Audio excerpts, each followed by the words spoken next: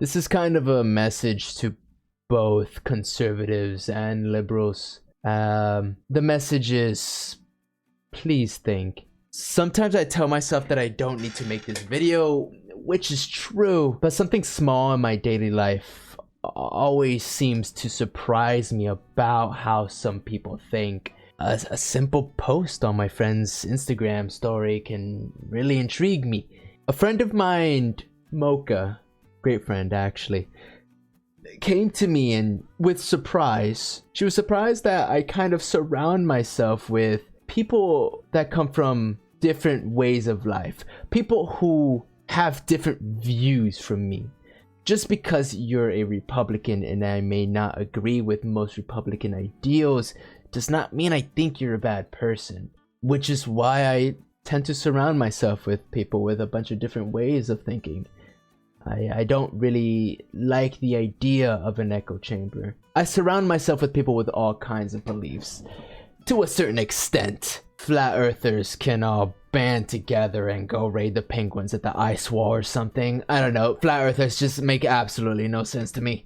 Anyways, Mocha showed me a video posted on a colleague's story on Instagram, and this video was supposed to be like a gotcha, I guess. It was supposed to prove or show that Charilie Kirk isn't racist. How is it that the NBA is 75% black? It's because they're better at basketball than white people generally are. It's not because that's because of DEI. No, oh, really? What DEI? No, seriously. What DEI program or policy does the NBA have? Do they have a stated goal saying we're only going to hire black people? No, the NBA owners say we want the best basketball players, and they end up with a 75% black league. The NFL, it's a cutthroat business. They want the best possible football players. They end up with 50% of the NFL being a black league. We want the best. We want better. We don't care about the color of your skin. We want merit and we want excellence in this country. Why do racists always stop at the superficial data? They either do so because they're too stupid to ask why, or they don't like the answer waiting for them behind the veil. Like, why stop at the 70% statistic? Why not continue to look into it? Why not ask why? To racists, the answer cannot lie within sociological, cultural, or economic reasons for such a disparity. They always stop there and make up a reason with no research put into it. Like, black people are just better than white people at basketball. I want to make my stance clear. Charilie Kirk is a racist. No, I mean, like, you want to go thought crime? Like, I'm sorry, if I see a black pilot, I'm going to be like, boy, I hope he's qualified. If we would have said that Joy Reid and Michelle Obama and Sheila Jackson Lee and Ketanji Brown Jackson were affirmative action picks, we would have been called the racist. But now they're coming out and they're saying it for us. They're coming out and they're saying, I'm only here because of affirmative action. Yeah, we know. You do not have the brain processing power to otherwise be taken really seriously. You had to go steal a white person's slot to go be taken somewhat seriously. Now, were they trying to hijack her? Were these blacks trying to go rob her? Happening all the time in urban America. Prowling blacks go around for fun to go target white people. That's a fact. It's happening more and more. Here's what's upsetting to me, Heather, is if I'm dealing with somebody in customer service who's a moronic black woman, I wonder, is she there because of her excellence, or is she there because of affirmative action? Almost sexist. All kidding and sarcasm aside, this is something that I hope will make Taylor Swift more conservative. Engage in reality more and get outside of the abstract clouds. Reject feminism. Submit to your husband, Taylor. You're not in charge. Transphobic. The one issue I think that is so against our senses, so against the natural law, and dare I say, a throbbing middle finger to God, is the transgender thing happening in America right now. I mean, these people are sick, and I don't say that lightly. The NCAA is a perverted organization. They platformed a biological male who won a national championship and then was allowed in incredibly disturbing detail to be around you and your fellow competitors. And again, I blame the decline of American men. This never should have been, someone should have just took care of it the way we used to take care of things in the 1950s or 60s. But homophobic. and she's not totally wrong when she says, first of all, the first part is Deuteronomy 6:3-5. The second part is Leviticus 19. So you love God. So you must love his law. How do you love somebody? Here we go, folks. You love them by telling them the truth, not by confirming or affirming their sin. And it says, by the way, Miss Rachel, you might want to crack open that Bible of yours. In a lesser referenced part of the same part of Scripture is in Leviticus 18, is that thou shalt lay with another man shall be stoned to death. Just saying. Hateful bigot in every regard. To overrun the country because, of course, the American Democrat Party wants that to happen. The American Democrat Party hates this country. They want to see it collapse. They love it when America becomes less white. America has freedom of religion, of course, but we should be frank. Large, dedicated Islamic areas are a threat to America. I'll tell you what, she would be a lot easier to beat than Joe Biden. A lot. I mean, Joe Biden is a bumbling, dementia-filled Alzheimer's corrupt tyrant who should honestly be put in prison and or given the death penalty for his crimes against America. They wanted to give her cross-sex hormones. They wanted to give her testosterone therapy. They wanted to cut off her breasts. They wanted to do all these sorts of things. And these doctors do this without any thought whatsoever. Yeah, sure. Here's the script. Here's the clinic. Go here. Go for surgery. These doctors need to be put in prison quickly. We need to have a Nuremberg-style trial for every gender-affirming clinic doctor. We need it immediately. So if you had a daughter and she was 10 and she got raped, and she was going to give birth and she would, and she was going to give birth and she was going to live, would you want her to go through that and carry her baby? That's awfully graphic. But it's a real life scenario that happens to many people. The answer is yes, the baby would be delivered. But that does not mean that he deserved to be murdered. Look, I understand the animosity. Charilie Kirk persuaded so many impressionable young men and somehow women to think that the hate they had towards minorities was justified. But again, that does not warrant his death. All he did was speak. And if you disagree with me, I just have one question for you. Another Charilie Kirk will take his place eventually and continue spreading such hateful rhetoric. When that happens, what are you going to do? Kill that person too? Like, be for real. Please think about that question. Charilie Kirk's death has only caused more issues. The administration is already weaponizing his death. Look what they're trying to do with Jimmy Kimmel. All I'm trying to say is that we have other ways currently in our disposal to combat people like Charilie Kirk. I had this conversation in my stream, and a friend of mine brought up the fact that Charlie had a platform, and having a platform is power, which I can agree to a certain extent, of course. My issue with that take is that social media has almost a non-existent barrier of entrance compared to a government position. You can pick up your phone right now or start recording from your computer and speak your mind. Share your opinion the next time you hear somebody say something stupid. And I won't be delusional about it though. I fully understand that social media is oversaturated and your voice could possibly never be heard. The fear and hopelessness of not having a voice can make some people do some very crazy things. And honestly, I don't even expect this video to break 200 views. Like, why would it, right? But again, that doesn't make me feel hopeless. I know there are other people out there like me who share the same opinion and are also recording themselves and posting it on social media, and they are probably also getting 200 views just like me. The grand scheme of things that I'm trying to get at is the more people who speak their mind on such subjects, the better things can become. We really don't have to resort to such barbaric solutions. Not yet, at least. This isn't a civil war. Now, some people are quite afraid that civil war may occur, but using that as a defense to start killing now is just such a bad take.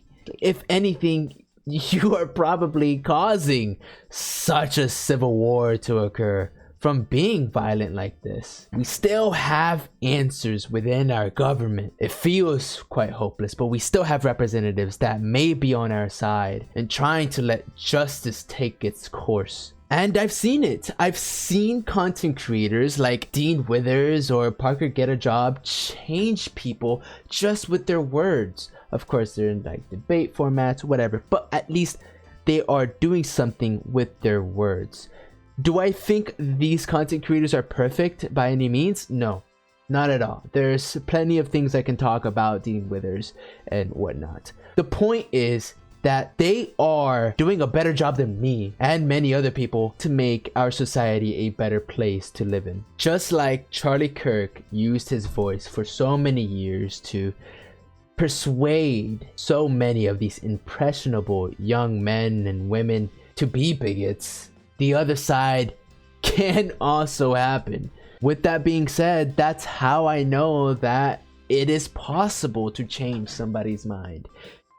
A common excuse I hear within people close to me in real life is that talking about politics to a stranger, that they feel like they're inferior because they sound stupid whenever they speak their mind on some kind of political view. They feel like there's no point in sharing their belief and trying to rectify such warped view because they truly think they're too stupid. And yeah, maybe there's probably some people who are just too stupid to convince, just like flat earthers, but it's not all of them.